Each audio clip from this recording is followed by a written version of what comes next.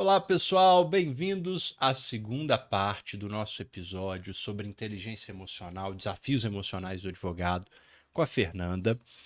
Fernanda, no primeiro bloco nós falamos bastante desses desafios nossos, né? Assim, meu comigo mesmo, né? Agora, vamos conversar um pouquinho sobre os desafios do advogado com o mundo, do profissional, né? Com o mundo. Qual é o impacto das informações que a gente recebe, né? Quer dizer, o quanto pode ser prejudicial o fato de eu, por exemplo, só assistir notícias negativas? Isso faz diferença na minha gestão emocional? Com certeza, Bruno. Isso alimenta muito medo, né? E o quanto a gente aciona o nosso sistema do corpo de fuga e alerta o tempo todo. Se eu estou em contato o tempo todo com notícias ruins, com catástrofes, com problemas, com coisas ruins, e eu programo meu cérebro, na verdade, a gente já tem uma tendência, né? Até como uma forma de proteção nossa, né? De antepassados, do quanto a gente vivia sempre precisando estar nesse estado de alerta. Então já existe uma tendência nata aí a olhar o lado negativo e estar preparado para fugir e atacar se for necessário. Uhum. Então, se eu estou o tempo todo em contato com essas notícias ruins, com problemas, com coisas ruins e alimentando essa parte negativa do cérebro, eu vou ter muitos malefícios aí, né? E vou acionar cada vez mais esse estágio do corpo, esse sistema programado para fugir e lutar, que gera libera cortisol, né, e traz aí mais estresse, né, e tem dificuldades aí para nossa gestão emocional. Então, para o advogado que lida com problema o dia inteiro, Uhum. é muito importante, nos momentos em que ele vai ler, assistir um filme, buscar coisas mais positivas. Com certeza, É sim. uma questão química, né? Eu acho que as pessoas têm um pouco de resistência e entendem que isso é, de certa forma, uma frescura, termo horrível esse, inclusive, mas, assim, é uma questão que, quimicamente, quando você fala de cortisol, só esclarecendo, o cortisol é o hormônio do estresse, né? Isso. É justamente ativado pela hipervigilância, que é esse estado de alerta, de proteção, que, como você bem disse, vem de um momento que o ser humano, para se proteger ali, ele tinha que ficar alerta na natureza. É. E isso vem pra gente até hoje. Só que a gente, com os estímulos e com as cobranças da sociedade atual, essa hipervigilância, ela é praticamente full time, né? O tempo É. todo a gente está assim. E para o nosso cérebro, para o nosso corpo, não faz diferença se a ameaça é um leão que está aqui na nossa frente para nos atacar, ou a forma como eu estou encarando um prazo, ou o tanto que eu estou com medo depois de uma notícia que eu li. Então não faz Uhum. diferença, né? É a mesma coisa para ele. Ele vai acionar esse sistema da mesma forma. E tem um biólogo que eu gosto muito dele, chama Bruce Lipton. E ele tem um livro que chama Biologia da Crença. Eu gosto muito. Dei de presente pra Thaís, ela falou que era chato e parou no começo, porque ele é denso, Ele né? é muito denso e ele fala cientificamente dessas questões da fé, né? Mas não de uma fé religiosa, não é isso? Não, ele trabalha o impacto das suas crenças do ponto de vista biológico mesmo, É, né? E é um livro. científico, digamos assim, Isso, é um né? livro denso porque ele vai explicar a biologia, funcionamento da célula e tal. E ele fala do quanto o medo é nocivo para o seu organismo. Ele fala assim: olha, imagina uma comunidade, um país que está em guerra. E toda vez que uma bomba vai cair, soa uma sirene e as pessoas correm para os bunkers, né? Para os porões lá para se proteger. Ok. Elas estão trabalhando, tocou. Elas correm, ficam ali 15 minutos, voltam e continuam trabalhando. Isso acontece uma vez por semana. Não vai mudar muito o dia a dia delas. Agora, começa a acontecer todo dia. Começa a acontecer a cada meia hora. Cada meia hora você tem que parar tudo o que você está fazendo e correr para dentro do bunker. O que vai acontecer com esse país? Daqui a um tempo ele vai quebrar. Ele vai parar de se desenvolver, porque as pessoas não estão tendo tempo para trabalhar. Ele fala que com o organismo é algo parecido. Se a todo momento essa sirene de alerta está acendendo e eu estou vivendo em constante estado de medo, isso prejudica o meu desenvolvimento. Não é isso, Não, Fernando? isso, com certeza. E existem muitas doenças correlatas a esse estado de hipervigilância, né? A gente consegue falar em doenças autoimunes que eu acredito que tenha toda a conexão com o lado emocional, né? Quanto pensar em saúde mental não como um luxo, e a gente sabe que na sociedade que a gente vive, ter saúde mental, ter a possibilidade de fazer uma terapia não é acessível para todo mundo. Aliás, pouca gente tem essa possibilidade. Mas quem tem, muitas vezes não faz, não por nenhum motivo a não ser achar aquilo desnecessário. Um Mas preconceito, um um estigma, né? preconceito, porque terapia é uma coisa para a pessoa que tem problema, mas na realidade esse autocuidado é uma forma até mesmo de você garantir a sua saúde física e inclusive os valores que a sociedade realmente E a sua própria prega. produtividade. É isso, né? que é o que a sociedade prega. Se você não quer ter saúde mental porque você acha importante, mas que seja pelo menos você continuar produtivo, né? É. E, Fernanda, não é normal, então, eu viver em constante estado de ansiedade, de estresse, de medo. O ser humano não foi Isso feito vai para causar isso. danos, é o que a gente viu, né? Físicos também, né? Para além do emocional, vai causar danos para o nosso próprio corpo. Isso. Como que eu lido, eu como profissional que estou lidando o tempo inteiro com problema, com prazo, etc. Como que eu alivio um pouco esse estresse? Como que eu saio um pouco desse estado constante de ansiedade, de medo, etc. Acho que você falou um pouco, né, da gente tentar não ficar tão exposto a essas notícias ruins, né, Ok. fora do horário de trabalho, que você puder se alimentar também de notícias boas, coisas boas, né, acho que isso é um ponto importante. Essa conexão consigo, quando você tá sentindo que você tá um pouco mais ansioso, né, voltar para si, tentar. A gente fala sobre meditação, eu sei que algumas pessoas acham muito desafiador, ou então tem até um pensamento de que é você sentar e se livrar de todos os pensamentos que você tem. E não é sobre isso, né? Não é só isso. Também é você entender, fazer um escaneamento do seu corpo, das suas emoções, do que você está sentindo, avaliar um pouco dos seus pensamentos. Tem estudos que falam que a gente tem mais de 60 mil pensamentos por dia. Já imaginou? A gente não se Nossa. dá conta, não é consciente todos esses pensamentos, né? E a maioria do tempo a gente está no piloto automático, tá vivendo ali. E imagina se metade deles for negativo. Já tem estudos que falam que é muito mais da metade. É? Ah, E é isso. tentar trocar um pouco, né, desses pensamentos quando eu tô escolhendo, tá com medo, tentar trocar para pensamentos, né, mais positivos. E é como um exercício físico mesmo. Você tem que ficar Prática e treino. praticando todos os dias até conseguir. E não é realmente o que você falou, é interessante da meditação, né? As pessoas tendem a pensar. Eu também já pensei durante muito tempo que meditar era justamente ficar. Vamos imaginar uma cor branca, tô lá, imaginando branco. E não é isso, né? Não. E uma coisa que eu já ouvi também é que talvez uma forma de aliviar esses pensamentos repetitivos e a ansiedade é imaginar a esteira de um supermercado. Cada pensamento é um Legal. produto. Deixa E aí. deixar a esteira Deixar rolar. aí. Porque eu acho que quem tem ansiedade, e é o meu caso, eu tenho ansiedade, eu fico segurando o produto e colocando ele de novo na esteira. E Não é segurando lutar e contra ele, né? não é deixar lutar, passar, é ele vai entender vir. isso, é saber que ele vai entender que vir. isso é um. Tem que permitir que isso Você tá flua, passando o né? mesmo produto na esteira várias Várias vezes. vezes, eu tô Fica pagando caro. várias vezes esse produto, você tá Bruno. pagando Olha que várias vezes. absurdo. No primeiro episódio, a gente falou sobre autocompaixão, né? Eu me lembrei aqui que a Christian Neff, ela é uma grande estudiosa sobre esse tema, ela é uma psicóloga americana. E ela fala... Christiane F. A Christian Neff. Eu já imaginei outra Christiane F aqui no livro. E ela fala sobre um exercício muito fácil e bom, assim, para praticar a autocompaixão e até para você começar a ter consciência desses pensamentos, que é você dedicar um dia e andar com um diário, um caderninho e anotar todo o pensamento ruim que você tiver sobre você durante aquele dia. Ok. E é impressionante, eu já fiz várias vezes, assim, o quanto que você não se dá conta quando no fim do dia você chega e seu caderninho vai estar cheio, muito provavelmente.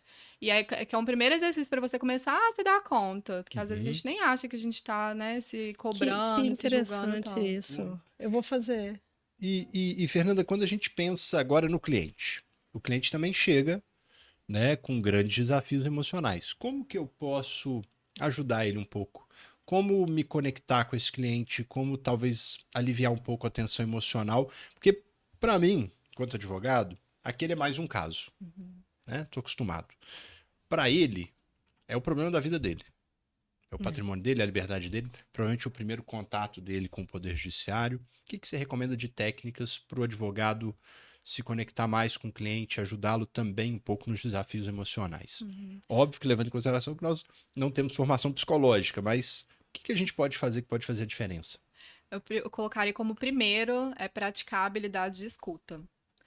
Para conectar com o que o outro está vivendo, para ter mais empatia, o principal ponto é uma escuta consciente e presente, né? Você tentar se manter ali, não falar, não julgar, entrar em contato com o que a pessoa está te trazendo ali, né? E se você for falar, tentar falar em formato de perguntas abertas. O quanto você pode escutar mais sobre aquele problema que ele está trazendo, Que é sobre uma aquela pergunta questão. É uma pergunta que não é resposta de sim e não, né? Uma pergunta que pode começar com como, um porquê, que aí você vai acessar um pouco mais o que ele está te trazendo ali dos elementos dele. E acho que para vocês, né, para advogado, um ponto muito importante quando a gente fala também dessa comunicação, dessa conexão com o outro, é tentar simplificar, entender, né, que vocês falam uma outra linguagem quase, né? Esse é um ponto que a gente bate muito. Mas continua, por favor. Não, é isso, assim, eu acho que é para se comunicar com o outro, né, a gente tentar lembrar, assim, do quanto eu preciso me adaptar à linguagem do outro, né, e muito provavelmente, para ele, a linguagem, né, do mundo do direito vai ser algo que vai gerar medo, talvez, né, um receio, porque é algo desconhecido, quando a gente está frente a algo desconhecido, a gente sente mais medo, a gente está mais receoso, então tentar adaptar um pouco dessa linguagem, né, na forma de comunicar, com certeza vai trazer muitos benefícios para a conexão com esse cliente. Olha que legal, linguagem clara. Linguagem clara, isso que eu ia falar, que é um ponto que a gente fala muito, né? Que comunicar é tornar comum a sua mensagem. Qual é o sentido de você tornar aquela mensagem decifrável, principalmente num momento tão sensível para aquele cliente que, na maior parte das vezes, ainda é leigo, que não vai entender. Qual é o sentido disso, então? De novo, Nietzsche, né? Faz sentido turvar as águas para que elas pareçam mais profundas, né? Para um profissional que precisa se conectar e persuadir. Sim. Muito legal isso. E acho muito legal a questão da escuta. Tem muito advogado que a estratégia dele na reunião é ele falar. Ele vai falar do quanto ele é incrível, quantos casos ele já ganhou, que ele é campeão de natação, onde ele formou, tudo sobre a vida dele, né? Para se vender para o cliente. E quase não escuta o cliente. Ele é o momento da escuta. Se o cliente veio ao seu escritório, essa parte de currículo está superada. Né? Ele não vai num escritório de um profissional que ele duvida da credibilidade. Então, ali é o momento do acolhimento, dele sentir que você entendeu a dor dele, né? O desafio dele, né? Mais uma vez, aquela frase do Rubem Alves que eu também adoro, que eu já até disse aqui, né? Que a gente gosta, não é de quem fala bonito, mas é de quem escuta bonito. Eu amo essa frase. E isso faz muito sentido hoje em dia, né? Na verdade, todos nós estamos precisando ser ouvidos mesmo. Sim. E essa questão da escuta, ela é tão poderosa que só ela te permite chegar ao problema de fato do cliente. Se você não escutá-lo, você vai ficar tentando intuir qual é o problema. E aí o risco de você criar uma solução que não resolva o problema de fato é muito grande. Eu lembro, eu já contei essa história várias vezes, mas eu vou contar ela de novo, porque no podcast é a primeira vez. De um cliente que chegou lá no escritório e ele chegou nessa situação que a gente fala aí, né? Ele chegou nervoso, agitado, ele nem me deu bom dia quando ele entrou na sala de reunião. E aí, vamos chamar ele de Seu Zé. Seu Zé entrou lá na sala de reunião. E aí eu gosto de fazer um paralelo com a atividade do médico, Fernanda. Imagina que você vai num médico e fala assim, doutor, vim aqui porque eu tô com muita dor de cabeça. Mas eu sei o que é. É estresse. Tô muito estressado, tô passando muita raiva no trabalho, então eu quero que o senhor me dê o remédio X, que é o que funciona pra mim. Aí esse médico fala, pois não, Fernanda, pega o prontuário, dá o diagnóstico que você pediu, dá o remédio que você pediu e te entrega. Quando eu conto essa história, as pessoas falam assim, não, esse médico é absurdo, tá errado, né? Mas tem advogado que atua assim. O cliente chega lá e fala assim, doutor, quanto custa uma ação para rescindir esse contrato aqui? O advogado vira e fala assim, R$5.000. Então tá bom, eu quero essa ação. Peraí, mas você é o profissional, né? Como que um bom médico atua? Ele vai fazer anamnese, ele vai bater um papo com você, ele vai te ouvir, ele vai perguntar de sintomas específicos, de sintomas gerais, né? Vai ver como é que tá a pressão. Se for o caso, ele vai pedir algum tipo de exame, porque ele precisa traçar um diagnóstico. Sim. Te ouvindo. Isso é muito parecido, você falou agora, eu fiquei pensando que é muito parecido com o que a gente passa enquanto psicólogos também, né? Porque vocês estão lidando com o cliente num momento em que ele está passando por um desafio na vida, né? Muito provavelmente ele está mais fragilizado, ele está até dotado de emoções, invadido de emoções muito fortes que podem levar eles a fazerem coisas que eles não queriam. Tipo, por exemplo, isso, assim, briguei com o meu sócio, quero rescindir um contrato porque eu tô com muita raiva dele. Mas talvez não seja o melhor, né? Eu consigo resolver uma situação e eu posso deixar de terminar uma sociedade anos, né? Então, ele vai estar talvez invadido por uma emoção e por um sentimento, e se vocês se focarem muito só no fazer, né, e não tiver essa escuta, no ajudá-lo, né, a entender um pouco ele vai estar vendo, eu brinco que é aquele 6 e o 9, né? Ele tá de um lado vendo só o 6, e talvez você tá ali no 9 vendo outras possibilidades, que é possível, né? Você pode ajudá-la a enxergar, a dar a volta e enxergar o 9, né?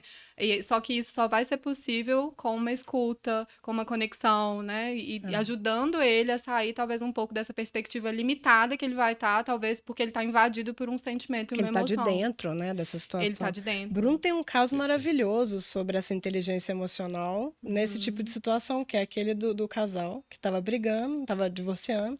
Conta ele, Bruno, porque esse é muito bom. Mas deixa eu terminar isso do seu Zé, eu conto. Tá. Não deixa esquecer, não.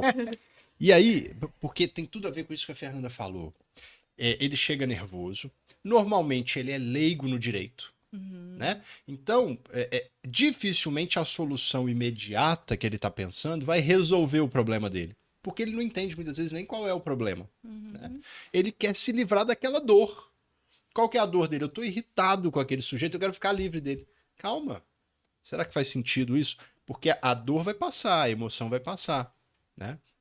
E aí ele chegou muito nervoso e ele falou assim, doutor, quanto custa uma ação para rescindir um contrato?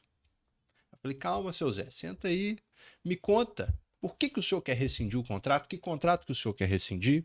Vamos começar a conversa. Perguntas abertas. Ó. Perguntas abertas, né? E veja, comecei pela anamnese, para chegar num diagnóstico, depois pensar o prognóstico, olhar para o futuro e traçar o tratamento, né? E aí ele começou a contar o caso dele. Ele tinha uma rede de supermercados e ele estava crescendo muito por conta de produto orgânico, onda saudável e tal.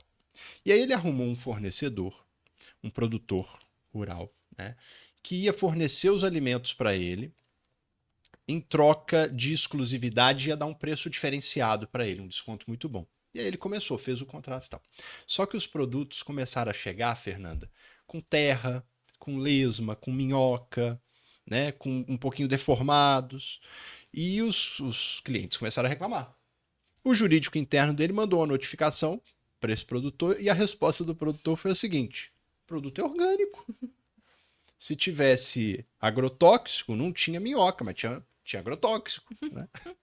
E aí ele estava simples, direto ao ponto. Ele estava revoltado com aquilo. E ele falou assim, olha, eu quero rescindir com esse sujeito, eu tenho um contrato com ele de 5 anos, eu não posso ficar mais, eu tô com raiva. E se você conseguir uma liminar para rescindir isso em 1 semana para mim, eu ainda te dou um bônus. Fernanda, eu já sabia que o caminho não era aquele, mas eu não podia. Naquele momento que o seu Zé tinha acabado de me conhecer, virar para ele e falar, seu Zé, o senhor tá errado. Ele ia levantar e ir embora. Ele ia falar, esse rapaz aí sabe mais do meu negócio do que eu que tô há 30 anos nisso. Então fui conversando com ele, deixando ele contar, expor toda a história dele. No momento que eu senti que a gente já tinha ventilado muitas informações importantes, eu fiz uma pergunta aberta para ele, que foi a seguinte: é um teste de sucesso do cliente. Eu virei e falei assim, seu Zé, vamos imaginar que eu fiz o que o senhor queria. Ajuizei a ação e consegui eliminar o que o senhor queria. Em 1 semana liguei. Como é que o senhor vai se sentir? Aí ele parou, Fernando, e ficou olhando para a janela. Excelente sinal. Ele percebeu coisas novas. E ele virou para mim e falou a coisa mais engraçada. Eu não posso falar a expressão que ele usou. Poupar as pessoas. O horário não permite. Mas ele virou para mim e falou assim, Bruno, eu vou estar ferrado. Vou estar no sal. Eu falei, não, seu Zé, o senhor não entendeu. Nós ganhamos. Ele falou, pois é, não vai funcionar. Eu falei, por quê? Ele falou, porque eu tô com tanta raiva que eu não parei para pensar o seguinte: onde que eu vou arrumar outro fornecedor para o volume que eu tenho em 1 semana? Sabe o que vai acontecer? Eu vou ficar sem o fornecimento, vou ter desabastecimento e na minha área, quando eu estou sem produto, meu cliente vai no concorrente e ele não volta mais. Isso aí pode quebrar o meu supermercado. Isso gerou nele, é como se eu tivesse furado um balãozinho e isso, a emoção dele esvaziou. E aí ele virou para mim e falou assim, e isso é mágico, quando você alivia a tensão emocional do cliente, ele começa a ver as coisas mais amplas, né? Ele falou assim, Bruno, pensando bem, ele nem é dos piores. Que ele entrega no prazo, os produtos dele nunca fizeram mal a ninguém, e cá entre nós, eu já resolvi o problema. Eu criei uma centralzinha de higienização. Hoje os produtos todos chegam lá, eu tenho uma equipezinha que limpa, tira a terra, né, etc., tira a minhoca e tal, e eu distribuo. Só que isso me gerou um aumento de custo. Hoje eu gasto 15% a mais desse contrato com isso. Eu falei, pois é, seu Zé, então será que não é melhor a gente tentar bater um papo com ele e ver se ele assume esse custo? Ou se ele pelo menos divide com o senhor esse custo? Ele falou, Bruno, eu acho muito melhor, porque eu não gosto de processo, não. Que ótimo. O processo é custo, e a linguagem dele é a financeira. Isso, entendeu? Quer dizer, isso só foi possível, Fernanda, porque eu escutei ele. E eu arrisco dizer mais, Bruno, até linkando com o que a gente falou no primeiro episódio, porque você não estava no piloto automático do fazer. Não. Porque se você tivesse, você ia só atender, né, o que ele estava pedindo, ele ainda até te falou sobre bônus. Sim, né, ele me ofereceu fazer e dinheiro. pronto, mas não, você estava ali presente no momento com ele, né, teve uma escuta mesmo presente, e ainda conseguiu aprofundar, se conectar, né, fazendo perguntas, e ainda fez ele se dar conta, porque se você tivesse falado para ele a solução direta, ele não teria refletido as coisas que ele refletiu, né, então ele sabia o problema, a solução estava dentro dele, né, você só ajudou ele a entender um pouco dessa solução. Ao escutá-lo, você permitiu que ele se escutasse, Isso. né? Eu acho que a grande questão das perguntas abertas e da interação, quando ela é eficiente com alguém, é justamente você conseguir fazer com que a pessoa chegue às próprias conclusões. É muito do que acontece no processo terapêutico, né? Muito. Tanto que eu acho que na psicanálise é muito comum que você fale alguma coisa e o psicanalista te volte em forma de pergunta o que você acabou de falar, para você lidar com o que você está falando, né? Não é isso? Exatamente. Eu acho assim, muito legal esse processo, porque olha o quanto isso diferencia a gente. Você pode saber todas as súmulas, jurisprudências, artigos. Se você não souber atender o cliente dessa forma, qual que é o seu diferencial? E muito provavelmente ele ficou muito mais grato a você, né? Fideliza um cliente, assim, porque resolveu, não só resolveu um problema dele, né? Resolveu da melhor forma que poderia ter sido resolvido, né? Sim. E sem pensar só numa visão financeira enquanto advogado, né? Você abriu mão, de certa forma, isso ajuda muito a criar um gatilho de confiança, né? Você abriu mão para você seria mais vantajoso financeiramente, mas em prol de uma solução melhor para ele. Que foi o caso também, que agora você vai ter que contar o outro caso. Qual que é? Que é do casal que estava brigando muito e você foi atuar ali, fazendo a intermediação do conflito deles. Esse caso é pesadinho. Casal, processo de divórcio. Tudo certo para o divórcio. Só que sempre tinha alguma coisinha que aquele detalhe impedia de formalizar. Né? Então eles em sessões de mediação, e na hora que ia, um deles trazia alguma coisa e a coisa não ia e tal. Aí, enquanto mediador, a gente fica muito atento às expressões, né? Então, você vê como que uma parte reage ao que a outra falou e tal. E chegou num dado momento, aí eu vou pedir desculpa à nossa audiência, mas eu vou ter que usar a palavra que o sujeito usou, né? Que ele virou e falou assim, Fernanda, porque ela é uma vagabunda. E aí o olho dela encheu de lágrima naquele momento. Falei, poxa, isso aí é um ponto importante para ela, né? E aí eu tava só assistindo, assistindo aquela mediação, e o mediador faz uma coisa muito interessante. O mediador, ele vira e fala assim, peraí, então você tá dizendo que tem um histórico de infidelidade também, que ela... Aí ele virou e falou assim, não, eu não falei isso hora nenhuma. E aí o olho dela regalou assim de curiosidade. Ele virou e falou assim, eu tô dizendo o seguinte, que ela é preguiçosa. Que eu chegava em casa do trabalho e ela tava deitada no sofá vendo novela, não tinha feito o jantar. Por mais errado que seja dizer isso, e é muito errado, eu vi uma expressão de alívio no rosto dela. Como quem diz assim, me chamar de preguiçosa é uma coisa, duvidar da minha fidelidade ou me chamar de adúltera é outra. Parece que foram mais 2 ou 3 encontros e a coisa se resolveu. O que o mediador fez ali de forma muito hábil? Ele testou o sentido que as partes estavam dando para aquela palavra. Ele dizia com sentido. Pura psicanálise, né? E o quanto essas falhas de comunicação, elas vão embasar a maior parte dos problemas humanos, gente. Sim, é porque a gente tende a achar que o óbvio pra gente é óbvio pro outro, né? Só que, na verdade, apesar a gente tá falando português aqui, só que cada um tem a sua linguagem própria. Sim. Cada um tem o seu sentido, o seu significado pra mesma palavra, né? Sim. O que representa pra mim, por exemplo, pão de queijo, pra vocês pode representar uma coisa completamente diferente. Eu posso ter uma memória afetiva de pão de queijo, assim, que é uma comida que a minha avó sempre fazia pra mim, e aí eu tenho uma lembrança dela, e o significado já é diferente, né? Pela minha própria experiência, pelo que eu vivi. Então, isso acontece muito, né? Assim, e eu acho que é muito legal, assim, quando a gente vai numa interação, né? Pensando num cliente, quando a gente quer se conectar com o outro, a gente saber disso, né? Saber que ele tem uma linguagem dele e que eu preciso tentar, de alguma forma, entrar no mundo dele se eu quiser me conectar, né? E tem uma coisa que a gente faz muito, né, na psicologia, que acho que vale muito para advogado também, que é ter uma mentalidade de criança, assim, sabe? Criança que tá sempre explorando o mundo, tentando entender, e que talvez não tenha um significado já pronto para alguma coisa. Que nada é óbvio, Que nada é né? óbvio. Tem que E se ela manter pergunta o curioso. óbvio, é se manter curioso. Às vezes você vai precisar fazer uma pergunta muito óbvia pro seu cliente. É isso, assim, o que que significa ser vagabundo para você? É. Para ele era uma coisa, para ela era outra.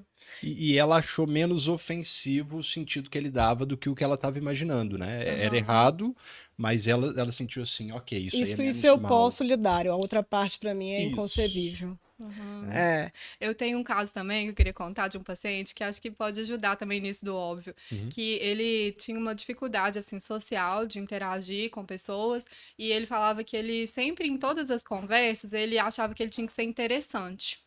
E que ele tinha muita dificuldade quando ele começava a falar algum assunto, ele começava a pensar, mas eu não tô sendo interessante, aí ele travava. Nossa. E aí eu fiz uma pergunta pra ele que foi assim, muito de criança mesmo, que eu falei assim: "O que que é ser interessante pra você?" E aí ele parou, e aí ele ficou, igual na janela, ele ficou um tempo pensando, assim, aí a gente já sabe que surtiu um efeito, né? E ele falou assim: eu não sei. Eu não sei o que que é ser interessante. E aí, depois disso, assim, teve uma transformação na vida dele, que aí depois ele começou a namorar, ele começou a sair, porque ele começou a entender que o interessante era coisas que ele escutava e que ele tinha uma idealização que nem era dele. Ah, tá. Olha que fantástico isso, Fantástico. né? Aham. Que a gente às vezes pega algum conceito ou pega alguma coisa e acha que é aquilo, né? E na verdade, quando a gente vai investigar e entrar em contato de novo, a gente percebe que é completamente diferente. E o quanto essas falhas de comunicação, porque se a gente tem isso, né? Eu até fui numa palestra semana passada com a Carla Madeira e uma outra escritora fantástica, que é a Giovanna Madaloso, e uma delas falou isso em algum momento, que era mais ou menos assim: quando a gente vai passar uma mensagem, seja escrita ou seja falando, 50% ali é o que você está querendo dizer. Mas 50% do que vai configurar aquela mensagem é a interpretação do outro. É. Então a gente está lidando ali como uma coisa muito importante em relação a outra pessoa e que vai dar o caminho daquela conversa toda. Então comunicar é muito difícil, O né? Lacan, ele tem uma frase que eu amo, que ele fala assim: você é responsável pelo que você diz, não pelo que o outro entende. Fantástico. Perfeito, perfeito. É exatamente isso. E aí, isso me lembrou aquela série maravilhosa da Globoplay. Inclusive, fica a dica para quem quiser assistir uma série que chama Os Outros, né, Bruno? A melhor Você já da assistiu? história da Não. Globo. Gente, é uma série fantástica, porque ela começa com uma premissa muito simples, que é uma briga de vizinhos. Ó, quem nunca viveu isso? No apartamento, né? Prédio, muita gente. Só que a situação ela vai tomando contornos extremamente graves por falhas de comunicação seguidas. Então, acontece uma briga entre as duas crianças, que são os filhos dos vizinhos, uma coisa que era para se resolver até entre elas ali, torna-se uma briga entre os pais, Vai que torna-se escalando. uma briga, vai escalando e vai mexendo, trabalhando com vários sentimentos humanos ali. Essa série é fantástica e parte justamente desse ponto da comunicação, quanto ela é essencial e o quanto ela é difícil de ser feita de forma efetiva, né? Tem muitos músicos e escritores que trabalham, inclusive, com isso. Eles falam assim: olha, eu não tenho um sentido específico para essa letra. Eu escrevi e você é que vai ver o sentido que você vai dar para o que está escrito aí. Você Obra vai de linkar arte, isso, né? isso com Obra as de suas arte. experiências, com as suas vivências. Isso é incrível. Duas pessoas podem entender duas músicas de forma. A mesma música de formas totalmente diferentes. Né? E se você pensar o português, que é uma língua extremamente complexa, onde você tem palavras que vão designar coisas completamente diferentes, por exemplo, manga. Manga, a fruta, manga da blusa. Tem até da brincadeiras camisa. com isso, né? Confundindo um gringo, porque É. uma palavra tem 3 significados, 4 É. significados diferentes. Vocês sabiam que a empatia foi o significado de empatia para esse contexto que a gente usa hoje emocional, né? De entender o que o outro está sentindo. Esse termo ele foi pego emprestado da arte. Não. e que ele vem muito do que acontece na arte, né? O autor, ele tem, talvez, ou não, um significado para aquela obra, e quem tá vendo, vê aquilo e cria algo novo, né? Nem o que o autor fez e nem o que a pessoa tá enxergando ali. É algo completamente novo que surge a partir desse encontro dos dois, né? É E é um pouco disso que é a coautoria empatia. sempre. É uma coautoria. Porque não é ir exatamente sentir o que o outro tá sentindo, né? Legal. É algo que surge a partir dessa experiência e desse encontro dos dois pontos de Por vista. isso que é diferente de simpatia. Uhum. Né? A empatia pressupõe esse escutar o outro e poder criar algo a partir dessa... Da sua vivência, da vivência dele, cria-se algo novo. A gente fala muito em escuta generativa também, que é essa escuta que ela é tão poderosa que ela gera um flow de informações, uma troca de informações, e quem está falando começa a perceber coisas que não tinha percebido, a falar coisas que nunca tinha falado, e tem sites como o seu Zé teve que ele não tinha tido, né? Uhum.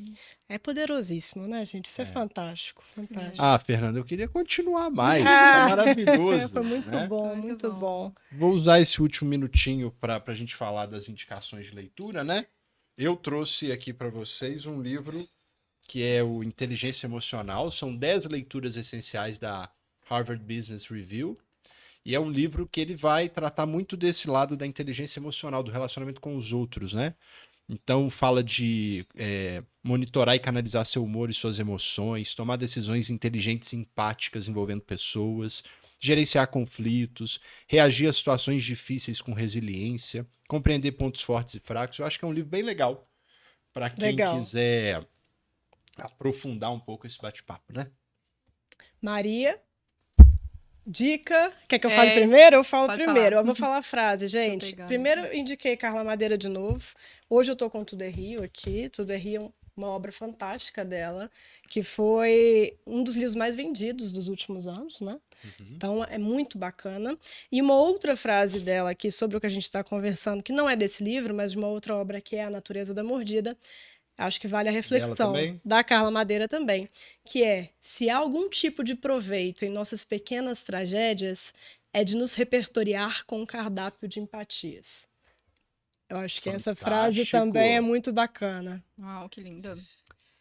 Eu vou indicar o Comunicação Não Violenta, do Marshall Rosenberg. Acho que o tema que a gente estava falando aqui, indico com certeza a leitura. O que a gente falou também do Byung-Chul Han, que é o da Sociedade do Cansaço. Filósofo sul-coreano, né?